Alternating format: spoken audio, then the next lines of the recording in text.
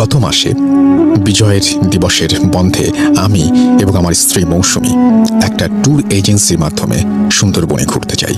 সঙ্গত কারণে ট্যুর এজেন্সির নাম প্রকাশ না করার জন্য অনুরোধ রইল। সেখানে আমি এবং আমার স্ত্রী সহ আরও প্রায় ৭৫ জন ট্যুরিস্ট ৩ দিন একটা জাহাজে করে পুরো সুন্দরবন ভ্রমণ করি। যেহেতু আমরা ট্যুর এজেন্সির মাধ্যমে গিয়েছি, তাই পুরো সময় আমাদের সাথে বন বিভাগের একজন গাইড ছিলেন। মহান আল্লাহর রহমতে আমাদের ট্যুরটা বেশ ভালোই হয়েছিল। সেই ট্যুরের দ্বিতীয় রাতে যখন আমরা সবাই জাহাজে অবস্থান করছিলাম, তখন আমার সেই বন বিভাগের গাইডের সাথে কথা হয়।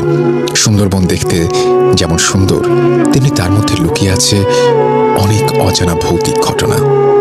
ভূত এফএমে অনেক আগে সুন্দরবন নিয়ে ঘটনা শুনেছিলাম।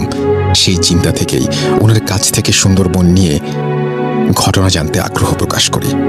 সঙ্গত কারণে ওই বন বিভাগের গাইডের নাম প্রকাশ না করার জন্য অনুরোধ রইল। আমি ওনার মুখে শোনা সেই ঘটনা তার মতো করে লিখে পাঠালাম। সুন্দরবনের গভীরে শরণখোলা রেঞ্জের আশেপাশের কোনো এক প্রত্যন্ত গ্রামে ৮০-৯০ দশকের দিকে এই ঘটনাটি ঘটে। সুন্দরবনকে কেন্দ্র করে হাজারো মানুষের বসবাস।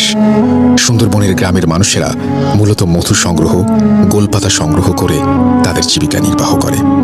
যারা গোলপাতা সংগ্রহ করে তাদের বাওয়ালি বলে। বনের অভ্যন্তরে নদী ও খালের পাড়ে প্রাকৃতিকভাবেই জন্মে প্রচুর পরিমাণ গোল গাছ। ডিসেম্বর থেকে মার্চ